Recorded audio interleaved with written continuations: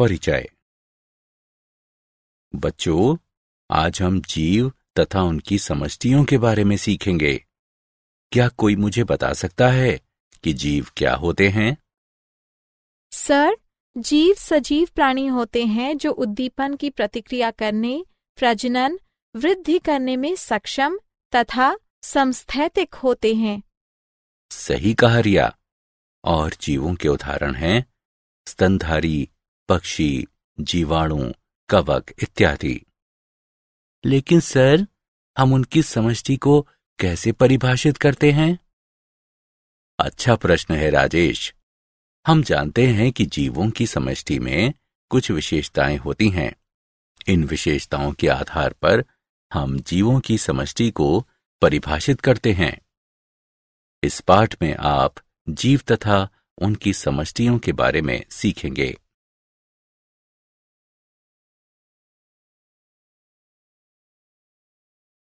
उद्देश्य। इस पाठ के अंत में आप निम्न करने में सक्षम हो जाएंगे।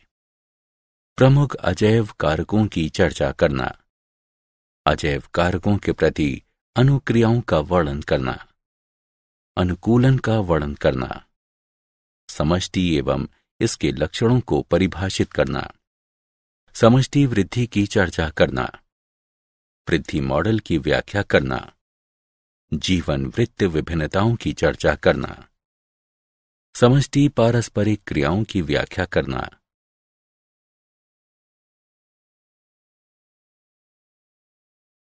जीव और इसका पर्यावरण। प्रकृति में दो संकुल हैं, अन्योन्य आश्रित पारस्परिक अभिक्रिया और परस्पर संबद्ध संस्थाएं, जीव तथा पर्यावरण।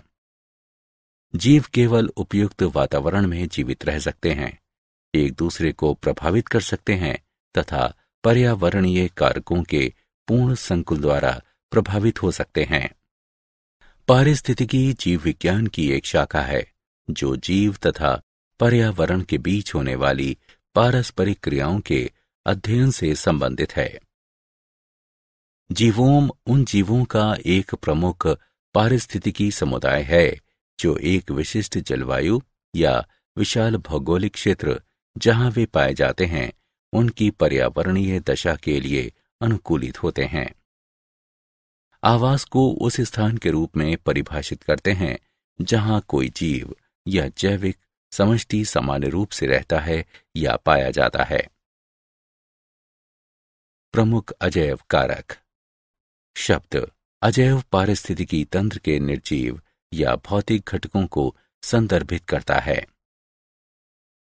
ये हैं तापमान, जल, प्रकाश, मृदा। तापमान। सभी जीव तापमान के न्यूनतम तथा अधिकतम परास के बीच जीवित रहने के लिए अनुकूलित होते हैं। पृथ्वी की सतह पर अलग अलग क्षेत्रों में अलग अलग तापमान होता है, जबकि कुछ जंतु तथा पौधे अत्यधिक गर्मी या अत्यधिक ठंड सहन कर सकते हैं और कुछ मध्यम तापमान वाले परास में अच्छी तरह से वृद्धि कर सकते हैं। ऐसे भी जंतु हैं जिनके शरीर का तापमान विभिन्न पर्यावरणीय स्थितियों में घटता बढ़ता रहता है। मछली और मेढक जैसे जंतु असमतापी कहलाते हैं। जंतु जो अपने शरीर के तापमान को परिवेश के तापमान के अनुसार नियंत्रित कर सकते हैं होम्योथर्मल या समतापी कहलाते हैं। भौगोलिक प्रक्रियाओं में तापमान भी महत्वपूर्ण भूमिका निभाता है। हवाओं तथा पृथ्वी की घूर्णन के साथ साथ विभिन्न समुद्री जल के तापमान में अंतर समुद्री धाराओं को उत्पन्न करता है। जल। जल पारिस्थितिकी तंत्र का एक अजैव कारक है। सभी सजीवों को जल की आवश्यकता होती है। पृथ्वी पर जीवन के लिए जल महत्वपूर्ण है। जल घुलित गैसों जैसे कि जलीय जीवों के लिए आवश्यक ऑक्सीजन तथा जलीय पौधों के लिए आवश्यक कार्बन डाइऑक्साइड का परिवहन करता है और तापमान परिवर्तनों के बड़े प्रभावों को कम करने के लिए जल के निकाय ऊष्मा अभिगम के रूप में कार्य करते हैं। इस प्रकार सजीवों के लिए अधिक स्थिर वातावरण बनाने में मदद करता है। जल कोशिकाओं के भीतर एक महत्वपूर्ण जैव रासायनिक घटक भी है, जहां प्रकाश संश्लेषण जैसी अनेक महत्वपूर्ण प्रक्रियाओं में इसके हाइड्रोजन तथा ऑक्सीजन परमाणु योगदान करते हैं।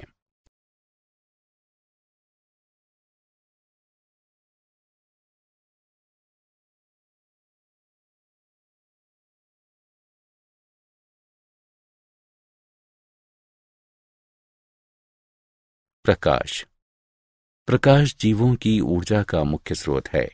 अधिकतर पौधे प्रकाश संश्लेषण की प्रक्रिया के लिए सूर्य के प्रकाश का उपयोग करते हैं, जहां प्रकाश की ऊर्जा रासायनिक ऊर्जा में और उसके बाद जटिल कार्बनिक पदार्थों में परिवर्तित हो जाती है। प्रकाश अन्य जैविक प्रक्रियाओं के लिए भी महत्वपूर्ण है, जैसे कि पौधों में पुष्पन, जंतुओं में दृष्टि और पक्षियों का प्रवासन। भोजन और ऑक्सीजन दोनों का उत्पादन प्रकाश पर निर्भर करता है। भोजन स्रोत के रूप में पौधे जंतुओं के लिए अप्रत्यक्ष रूप से ऊर्जा स्थानांतरित करते हैं। प्रकाश की तीव्रता जंतुओं को प्रभावित करती है, जैसे कि उनकी त्वचा का रंग, संवेदनशीलता, दृष्टि आदि। कीट भी पुष्पों के बीच अंतर करने के लिए पराबैंगनी प्रकाश का उपयोग करते हैं। मृदा मृदा अधिकांश स्थल आधारित पारिस्थितिकी तंत्रों के लिए बुनियादी माध्यम है। मृदा एक जटिल एवं विविध पदार्थ है। मृदा नाइट्रोजन चक्र में महत्वपूर्ण भूमिका निभाता है, क्योंकि ये नाइट्रोजन स्थिरीकरण तथा विनाइट्रीकरण दोनों का स्थल है। मृदा अकार्बनिक खनिज तत्वों का एक प्राकृतिक भंडार है, जो सजीवों के लिए महत्वपूर्ण होते हैं। तत्व जैसे आयरन, जिंक, कैल्शियम और फास्फोरस। बेहतर मृदा में ह्यूमस नामक बहुत सारा कार्बनिक पदार्थ भी होता है, जो सजीवों से बनता है। ह्यूमस युक्त मृदा पादप जीवन को बहुत अधिक सहारा प्रदान करती है। अजैव कारकों के प्रति अनुक्रियाएं प्रक्रिया जिसके द्वारा जीव विविध बाह्य दशाओं के तहत अपेक्षाकृत स्थिर आंतरिक पर्यावरण बनाए रखते हैं, समस्थापन कहलाती है। आंतरोष्मी प्राणियों में उपापचय पथ और एंजाइम प्रायः लगभग 37 डिग्री सेल्सियस तापमान पर सुचारू रूप से कार्य करते हैं। ये प्राणी स्थिर शरीर तापमान बनाए रखकर अपनी स्थिर उपापचयी क्रियाओं को बनाए रखने में सक्षम होते हैं। ये गर्मियों में अपने शरीर से जल के वाष्पीकरण के माध्यम से तथा सर्दियों के ठंडे मौसम में फर, पिच, वसा की उपचर्म परत आदि की रोधी क्रिया द्वारा किया जाता है।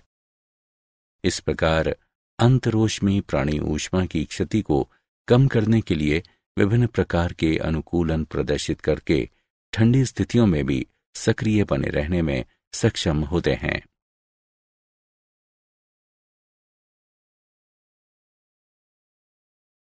नियमन अधिकतर जीव शारीरिक क्रियाओं द्वारा समस्थापन बनाए रखने में सक्षम होते हैं, और जिससे शरीर का तापमान, परासरणी, सांद्रण आदि स्थिर रहता है। अधिकतर स्तनधारी मस्तिष्क में पाई जाने वाली हाइपोथैलेमस नामक ग्रंथि के द्वारा शरीर का तापमान नियंत्रण करते हैं। इस ग्रंथि का ताप नियमन केंद्र ऊष्मा क्षति एवं उत्पादन को नियंत्रित करता है। ये केंद्र त्वचा के निकटवर्ती ग्राहियों से निकलने वाले तंत्रिका आवेगों तथा इससे होकर बहने वाले रक्त के तापमान से प्रभावित होता है।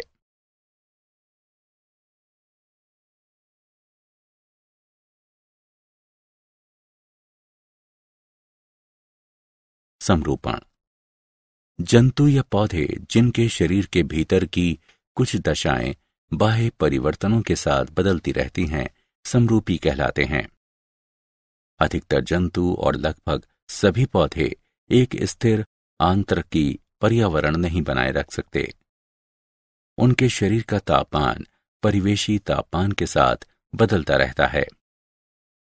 जलीय जंतुओं में शरीर के तरल की परासरणी सांद्रता परिवेशी जल की परासरणी सांद्रता के अनुसार बदलती रहती है। ऐसे जंतु परासरणी समरूपी कहलाते हैं। ताप नियमन ऊर्जा के संदर्भ में एक खर्चीली प्रक्रिया है। ऊष्मा क्षति या लाभ सतही क्षेत्र का कार्य है और इसलिए छोटे जंतु ध्रुवीय क्षेत्रों में नहीं पाए जाते हैं। प्रवास। इस क्रियाविधि द्वारा जीव दबावपूर्ण आवास से अस्थायी रूप से अधिक अनुकूल दूसरे आवास में चले जाते हैं। व्हेल जो सबसे लंबी दूरी का प्रवास करती है ग्रे व्हेल है, जो लगभग 12,500 मील का प्रवास करती है। कीट जो सबसे लंबी दूरी का प्रवास करता है मरुटिड्डी है, जो लगभग 2,800 मील का प्रवास करती है। निलंबित। वे जीव जो प्रवास नहीं कर सकते दबाव वाले समय में अपनी उपापचयी सक्रियता को निलंबित कर देते हैं और अनुकूल परिस्थितियां आने पर अपनी सक्रियता को पुनः शुरू कर देते हैं। मेंढकों एवं कुछ सरीसृपों, ध्रुवीय भालुओं में शीत निष्क्रियता तथा कुछ घोंघों और मछलियों में ग्रीष्म निष्क्रियता आदि निलंबन के उदाहरण हैं।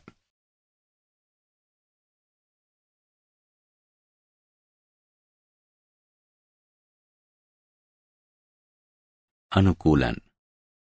किसी पर्यावरण के अधिक अनुकूल बनने के लिए जीव के व्यवहार, कार्यकी एवं संरचना में समायोजन या परिवर्तन अनुकूलन कहलाता है।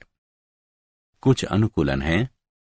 सबसे महत्वपूर्ण समुदाय या कुटुंब वर्गों में एक साथ रहने की आदत। जंतु समान प्रजाति के अन्य सदस्यों के साथ समय बिताकर बहुत सारा लाभ प्राप्त कर सकते हैं। वे भोजन खोजने, शिकारियों के विरुद्ध रक्षा तथा अपने बच्चों की देखभाल करने में एक दूसरे की मदद कर सकते हैं। वृश्चिक मीन तथा पत्ती वाले मेंढक सहित जंतुओं की अनेक प्रजातियां अपने परिवेश से मेल करने के लिए अपना रूप बदल सकती हैं।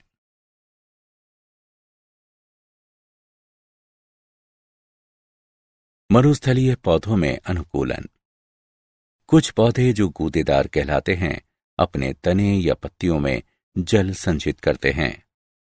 कुछ पौधों में पत्तियां या छोटे मौसमी पत्तियां जो केवल वर्षा के बाद ही विकसित होती हैं नहीं पाई जाती हैं। पत्तियों की कमी के कारण प्रकाश संश्लेषण के दौरान जल की हानि कम होती है। जल अवशोषित करने के लिए लंबे मूल तंत्र व्यापक रूप से फैलते हैं या भूमि में गहराई तक जाते हैं। कुछ पौधों में छोटा जीवन चक्र होता है। अंकुरण वर्षा के फलस्वरूप होता है। वृद्धि, पुष्पन और मृत्यु 1 वर्ष के भीतर हो जाती है।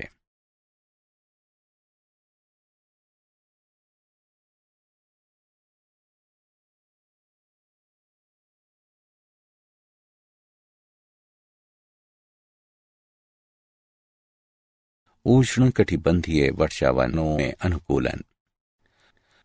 उष्ण कटिबंधीय वर्षावन। कुछ पौधे सूर्य के प्रकाश तक पहुंचने के लिए दूसरे पौधों पर अधिरोहण करते हैं। कुछ पौधे सूर्य के प्रकाश तक पहुंचने के लिए दूसरे पौधों पर वृद्धि करते हैं। वन के धरातल पर उगने वाले पुष्प जंतु परागणकारियों को लुभाने के लिए बनाए गए हैं, क्योंकि परागण में सहायता करने के लिए वन के धरातल पर अपेक्षाकृत हवा नहीं होती है। चिकनी छाल तथा चिकने या मोम जैसे पुष्प पानी के बहने की गति बढ़ा देते हैं।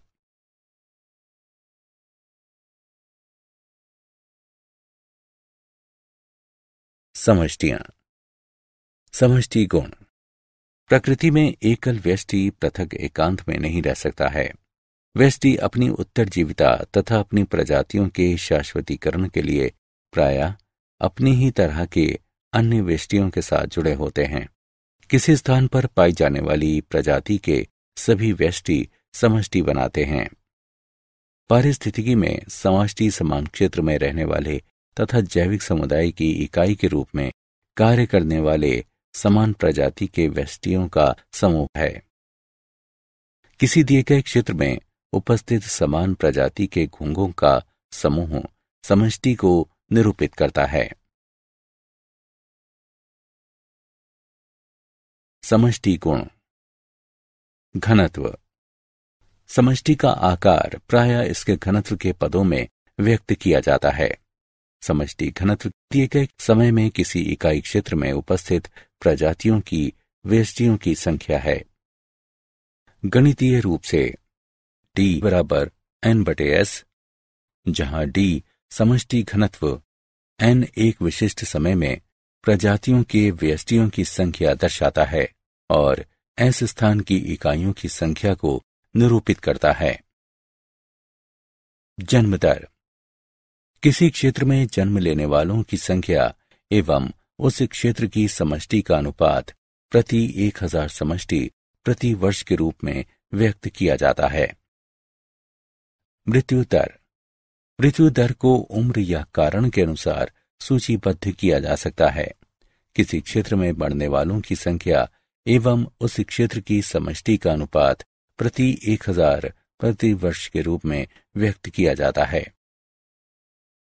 लिंग अनुपात। एक दी गई समष्टि में नर एवं मादा का अनुपात प्रायः प्रति 100 मादाओं पर नरों की संख्या के रूप में व्यक्त किया जाता है। समष्टि वृद्धि। समष्टि का आकार स्थैतिक प्राचल नहीं है, लेकिन ये समय के साथ बदलता रहता है, क्योंकि ये विभिन्न कारकों जैसे कि मौसमी परिवर्तनों, आहार उपलब्धता आदि पर निर्भर करता है। 4 मूलभूत पराक्रम जो एक विशिष्ट क्षेत्र की समष्टि के घनत्व को परिवर्तित करने में महत्वपूर्ण भूमिका निभाते हैं, वे हैं। जन्म दर। जन्म दर एक दी गई अवधि के दौरान एक विशिष्ट क्षेत्र में जन्म लेने वालों की कुल संख्या एवं कुल समष्टि का अनुपात है। इसे B से प्रदर्शित किया जाता है। मृत्यु दर। इसे समष्टि में मरने वालों की कुल संख्या एवं कुल समष्टि के अनुपात के रूप में परिभाषित किया जाता है। इसे D से प्रदर्शित किया जाता है। आप्रवासन। जब लोग या जंतु किसी देश में आकर बसते हैं तो उस देश के मूल निवासी नहीं होते हैं। इसे I से प्रदर्शित किया जाता है। उद्प्रवासन। ये एक तरह से स्थानीय समष्टि से व्यष्टियों के बाहर जाने को दर्शाता है, जिसके परिणाम स्वरूप समष्टि में कमी आती है। इसे E से प्रदर्शित किया जाता है। यदि समय T में N समष्टि घनत्व है तो समय T+1 में इसका घनत्व है NT+1 बराबर NT+B + I - T+E।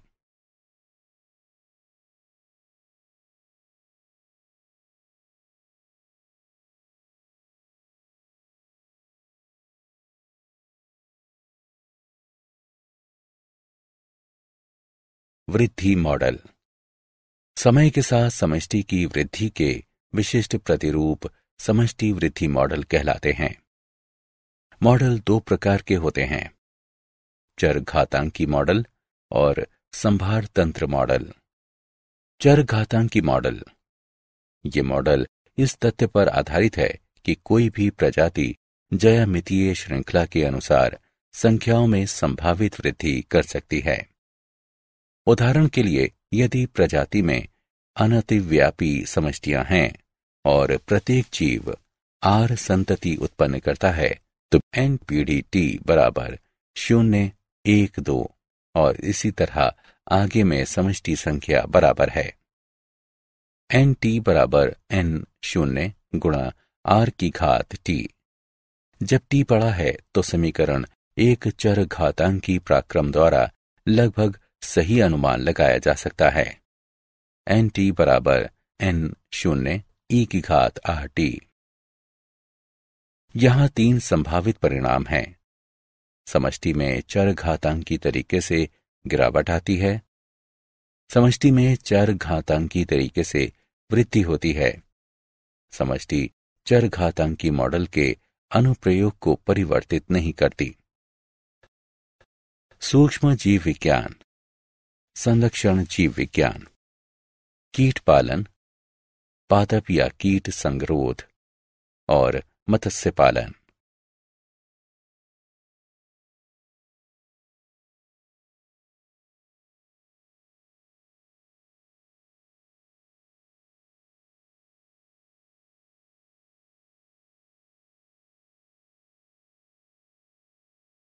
संभार तंत्र मॉडल।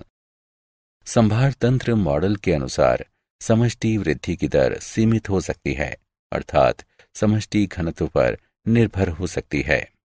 R बराबर R0 गुणा 1 माइनस n/k।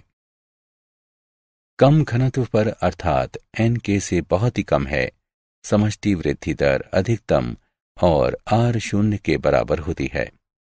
समष्टि वृद्धि दर समष्टि संख्याओं n के साथ घटती जाती है और जब n बराबर k तो 0 पर पहुंचती है। प्राचल k समष्टि वृद्धि की अधिकतम संभव सीमा है और पोषण क्षमता कहलाती है। यदि समष्टि संख्याएं k से अधिक हैं तो समष्टि वृद्धि दर ऋणात्मक हो जाती है और समष्टि संख्याएं घट जाती हैं। समष्टि की गतिकी का विभेदक समीकरण द्वारा वर्णन किया जाता है। dn/dt बराबर Rn बराबर R0n गुणा 1 माइनस n/k। जीवन वृत्त विभिन्नता। उपलब्ध आवास का उपयोग करके जीव सर्वाधिक दक्ष जनन युक्ति की ओर विकास करते हैं। कुछ जीव अपने जीवन काल में केवल एक बार प्रजनन करते हैं। उदाहरण के लिए प्रशांत महासागरीय सामन मछली, बांस आदि। और कुछ जीव अपने जीवन में कई बार प्रजनन करते हैं। उदाहरण के लिए अधिकांश स्तनधारी और पक्षी। जीव का विकास जीवीय तथा अजीवीय कारकों पर निर्भर करता है।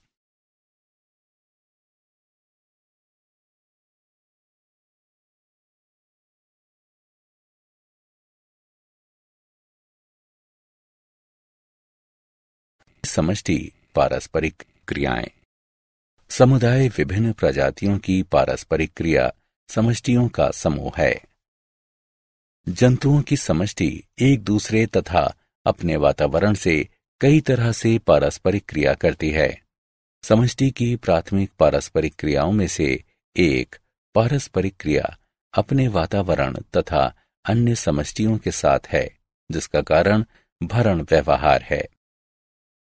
सहभोजिता दो विभिन्न प्रजातियों के बीच सहचर्य है, जहां एक प्रजाति को लाभ होता है और दूसरी प्रजाति को न लाभ होता है न हानि। अंतरजातीय परजीविता विभिन्न प्रजातियों के दो जीवों के बीच एक सहचर्य है, जहां एक प्रजाति को हानि होती है या वो मर जाती है और दूसरी अप्रभावित रहती है। प्रजातियों के बीच पारस्परिक क्रिया के लक्षण हैं परभक्षण, स्पर्धा, परजीविता, सहभोजिता, सहोपकारिता।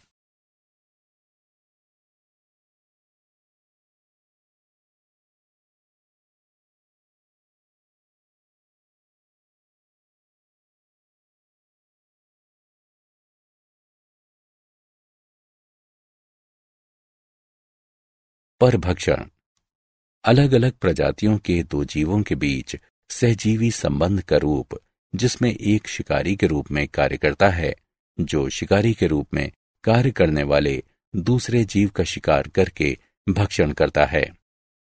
परभक्षण एक प्रक्रिया है जो पारिस्थितिकी समुदायों में प्रजातियों के वितरण, उनकी प्रचुरता और विविधता को प्रभावित करने में बहुत महत्वपूर्ण भूमिका निभाता है। सफल परभक्षण शिकारी के समष्टि आकार में वृद्धि करता है और शिकार के समष्टि आकार को घटित करता है। शिकार समष्टि पर पड़ने वाले ये प्रभाव अन्य प्रजातियों की प्रचुरताओं को अप्रत्यक्ष रूप से परिवर्तित करते हैं। परभक्षण के ऐसे अप्रत्यक्ष प्रभावों का एक उदाहरण पोषणज सोपान है। पोषणज सोपान तब होता है जब पौधों या अन्य प्रजातियों को, जो शिकारी द्वारा प्रत्यक्ष रूप से नहीं खाए जाते हैं, प्रभावित करने के लिए परभक्षण सोपान के प्रभाव खाद्य श्रृंखला में नीचे चले जाते हैं। परभक्षण उन प्रजातियों की संख्या घटा या बढ़ा सकता है जो समुदाय में एक साथ रहती हैं। ये पर्यावरण की अनुकूल तथा पसंदीदा शिकार प्रजातियों की प्रतिस्पर्धी स्थिति पर निर्भर करता है।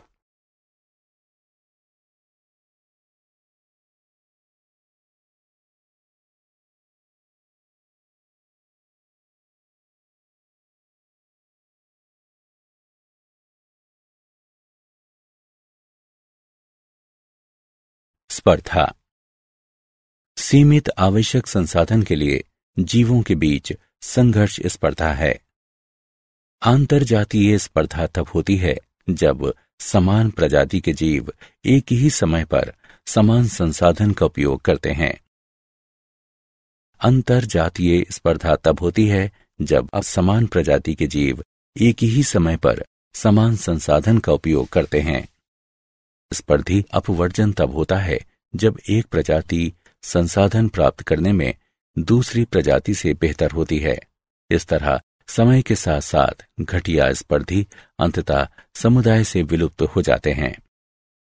संसाधन विभाजन तब होता है जब दो प्रजातियां अलग अलग तरीके से संसाधन का उपयोग करना शुरू करती हैं। इस तरह दोनों प्रजातियां सह अस्तित्व के लिए सक्षम होती हैं।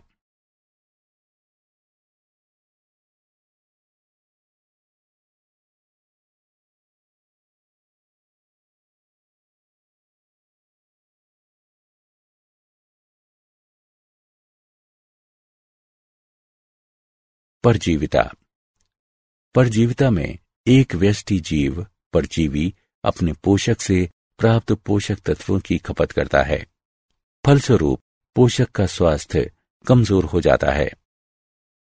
कई स्थितियों में परजीवी पोषक जीव में रोग उत्पन्न कर सकते हैं। इस स्थिति में उन्हें रोगजनक माना जाता है। हम परजीवियों को दो श्रेणियों में विभाजित करते हैं। अतः परजीवी जीव जो अपने पोषक के शरीर के भीतर रहते हैं। अंतः परजीवी के उदाहरण हैं फ्लूक, फीता कृमि, कवक, जीवाणु और प्रोटोजोआ। बाह्य परजीवी जीव जो अपने पोषक के शरीर के बाहर रहते हैं और आहार पूर्ति करते हैं।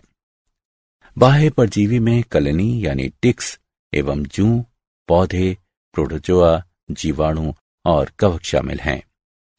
पौधे और जंतु आमतौर पर पोषकों के रूप में कार्य करते हैं। परजीवी संचरण। सभी परजीवियों के लिए पोषक एक आवास के द्वीप के रूप में मौजूद है, लेकिन द्वीप एक सीमित अवधि तक रहता है और परजीवी वर्तमान पोषक के मृत होने से पहले एक नया पोषक खोज लेते हैं। नए पोषक तक संचरण या तो प्रत्यक्ष रूप से या एक वाहक के द्वारा हो सकता है। प्रत्यक्ष संचरण में परजीवी बिना किसी मध्यवर्ती जीव के एक पोषक से समान प्रजाति के एक दूसरे पोषक तक पहुंचता है। वाहक संचरण में मध्यवर्ती जीव वाहक परजीवी को एक पोषक से अगले पोषक तक स्थानांतरित करता है।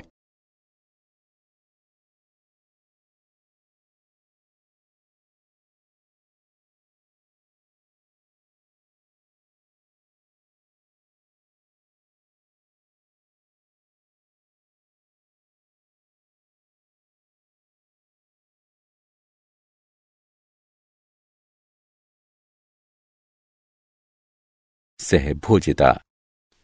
सहभोजिता दो जीवों के बीच संबंध है जहां एक जीव को लाभ होता है और दूसरा अप्रभावित रहता है। उदाहरण के लिए मुक्ता मीन शिकारियों से बचने के लिए समुद्री खीरे का उपयोग करती है। मुक्ता मीन समुद्री खीरे की गुदा में रहती हैं। ये पहले निचले भाग पर स्थित छिद्र में आश्रय लेती हैं ताकि इसका सिर बाहर निकल सके। जब मुक्ता मीन का शिकारी निकट आता है तो ये अपना सिर इसके अंदर कर लेती हैं ताकि इसका पता न लगाया जा सके। समुद्री खीरा इस गतिविधि से अप्रभावित रहता है।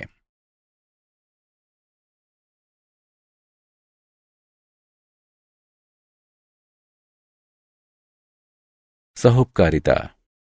सहोपकारिता दो अलग अलग प्रजातियों के जीवों के बीच सहचर्य है जिसमें दोनों जातियों को लाभ होता है। सहोपकारी व्यवस्था प्रायः व्यापक रूप से भिन्न जीविका आवश्यकताओं वाले जीवों के बीच विकसित होते हैं। नाइट्रोजन स्थिरीकरण जीवाणु और लेग्यूमिनस पौधों के बीच सहभागिता एक उदाहरण है। इसी तरह गाय और रूमेन जीवाणु के बीच सहचर्य है। पाचन तंत्र में रहने वाले जीवाणु गाय द्वारा खाए गए पौधों को पचाने में मदद करते हैं। पेड़ की जड़ों और कुछ कवकों के बीच सहचर्य प्रायः सहोपकारी होते हैं।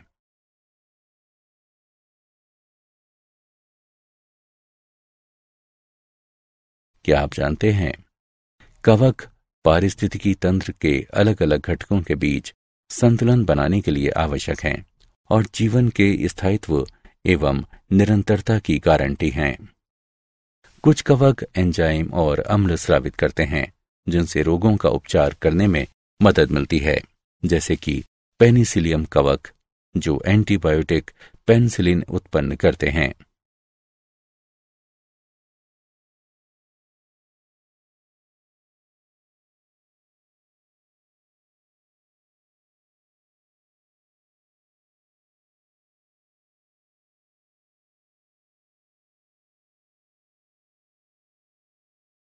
सारांश। आइए हमने जो कुछ सीखा है उसे संक्षेप में दोहराएं। प्रकृति में दो संकुल हैं, अन्योन्याश्रित पारस्परिक अभिक्रिया और परस्पर संबद्ध संस्थाएं, जीव तथा पर्यावरण। शब्द अजैव पारिस्थितिकी तंत्र के निर्जीव या भौतिक घटकों को संदर्भित करता है। प्रक्रिया जिसके द्वारा जीव विविध बाह्य दशाओं के तहत अपेक्षाकृत स्थिर आंतरिक पर्यावरण बनाए रखते हैं, समस्थापन कहलाती है। जंतु या पौधे जिनके शरीर के भीतर की कुछ दशाएं बाह्य परिवर्तनों के साथ बदलती रहती हैं, समरूपी कहलाते हैं। प्रवास एक क्रियाविधि है जिसके द्वारा जीव दबावपूर्ण आवास से अस्थायी रूप से अधिक अनुकूल दूसरे आवास में चले जाते हैं। मेढकों एवं कुछ सरीसृपों, ध्रुवीय भालुओं में शीत निष्क्रियता तथा कुछ घोंघों और मछलियों में ग्रीष्म निष्क्रियता आदि निलंबन के उदाहरण हैं। किसी पर्यावरण के अधिक अनुकूल बनने के लिए जीव के व्यवहार, कार्यकी एवं संरचना में समायोजन या परिवर्तन अनुकूलन कहलाता है। किसी स्थान पर पाई जाने वाली प्रजाति के सभी व्यष्टि समष्टि बनाते हैं। पराक्रम जो एक विशिष्ट क्षेत्र की समष्टि के घनत्व को परिवर्तित करने में महत्वपूर्ण भूमिका निभाते हैं, वे जन्म दर, मृत्यु दर, आप्रवासन एवं उत्प्रवासन हैं। परभक्षण, स्पर्धा, परजीविता, सहभोजिता और सहोपकारिता प्रजातियों के बीच पारस्परिक क्रिया के लक्षण हैं।